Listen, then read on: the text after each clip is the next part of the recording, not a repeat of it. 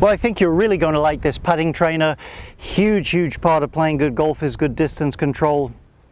When you have a consistent rhythm, here's the key, you have that same rhythm no matter the length of putt, you begin to develop feel. So the rhythms are constant, the size of the stroke is variable. That's when you get feel. Of course, when you get feel, you rarely three putt, you get those putts up next to the hole. So let's have a look, let's dive in. It's pretty easy to use, but there's some features you'll want to know about, and towards the end, we'll talk about how to pick the best setting for you as an individual.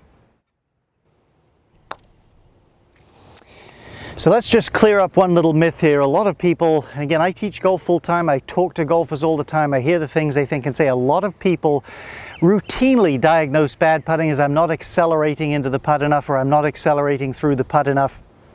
That is not strictly correct. That's not what you should be trying to do, at least not on those terms. What do I mean by that? Well, a true pendulum does have a buildup of speed. You swing something with your fingers, there is acceleration, but acceleration is mostly at the beginning and decreases to zero acceleration at the bottom, top speed though, and then a deceleration in the follow-through. Everybody pretty much knows what a pendulum does. That's what you want.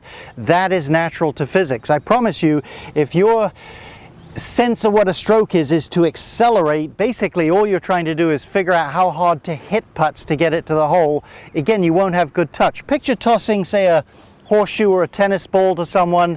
We wouldn't toss a horseshoe to someone, but tossing it around a ring, you'd get a little sense of the toss, wham, you'd let it go here at top speed. You wouldn't continue to accelerate your arm past the act of tossing it. Now, why is that important? If you're going to be good at golf, it's a lot easier if you don't fight what's natural. A pendulum in physics is natural. It operates easily. Once you've gotten some momentum, it operates repeatedly. So don't fight that by trying to hit putts. And again, we're going to get the same pace of our pendulum for every putt. Galileo, the infamous, or famous, I suppose I should say, Italian scientist of half a millennia ago, he discovered that in his home city, lanterns at different sizes, different length pendulums, in other words, little ones and long ones, all oscillated or all swung the same amount of times every minute. So again, it's natural in physics that big pendulums with more momentum still have the same timing as the little ones with less. Okay, don't fight physics, let's get into it. Okay, first thing, don't putt to a target. You can see the flag over there. I'm putting about 15 feet, I would say is the right amount, away from the target. It is so distracting to people how the outcome of the putt happens. They lose sense of their rhythm. So right now we're trying to tune the piano, so to speak. So I'm going to take my setting at 74, tuck my phone in so you can hear it a little bit. And here's one other key as I hit a couple of putts. Don't be too deliberate and take the club back. Get some motion, get your body moving a little bit, create some flow. Picture several swings in a row, the kind of flow you'd have. So don't take it back. All right.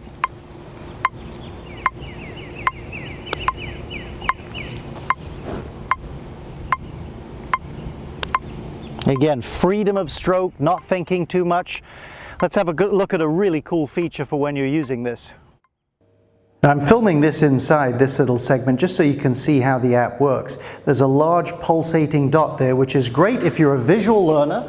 It's also great if people around you, I've turned the volume down, so now I can just lay the phone down and watch the dot pulsating. The idea is on a particular pulse I start back, and on the next pulse or the next beep, if you're using the audio, I hit the ball. So it's 1, 2, 1, 2, 1, 2.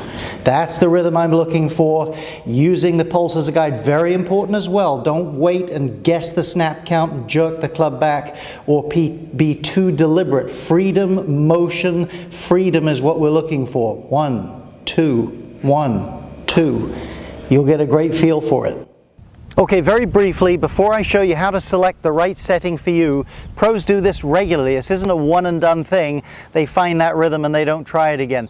They go back to it, they rehearse it a little bit. It doesn't take a long time, but they keep getting familiar and keep tuning themselves back in to the correct rhythm there as they do that. Now, there's more about this at the warm-up videos. If you look at the warm-up videos on the app here, we'll look at the short game area. I'll show you a great way to warm up with it. Okay. Let's have a look at how you can select the proper setting so that you're at your best on long putts.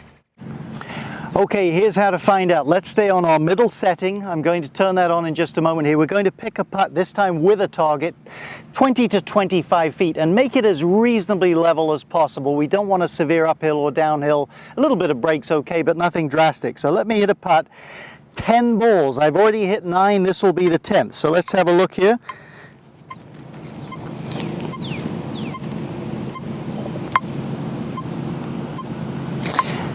Okay, not a bad putt. Now here's what you're looking for.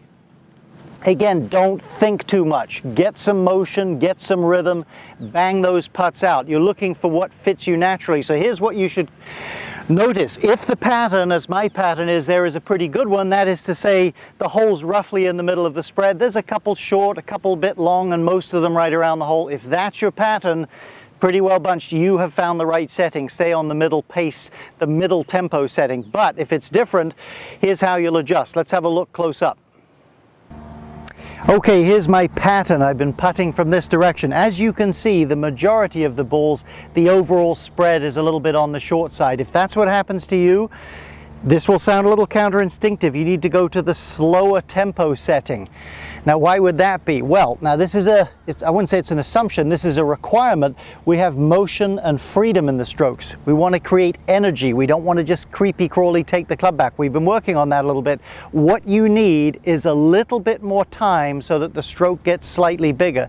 Now, these are pretty small incremental differences. They're all based on tour averages, but by slightly slowing the cadence, if you keep your energy up, you can make a fractionally bigger swing. You'll hit the ball a little farther. Again, you'll do it with the correct kind of rhythm. Of course, the opposite, if the balls tend to be by the hole and the pattern's too far by, speed the rhythm up, and then you won't have as much time to make the stroke. Now, Rome wasn't built in a day. I'm telling you, if you want to be a good putter, if you want to be consistently good with your rhythm, it takes a while to work this in, and not just to work it in, but it takes some ongoing maintenance of it. So don't cheat yourself. Make sure at the beginning you get good, you get comfortable, you get relaxed in that rhythm, and then fine-tune, adjust it with this drill. Go back to it regularly. It takes a little while. Once you build this in and you check it once in a while, you will really reap the benefits. There's a little bit more again on the use of this tempo training app for putting in the warm-up videos.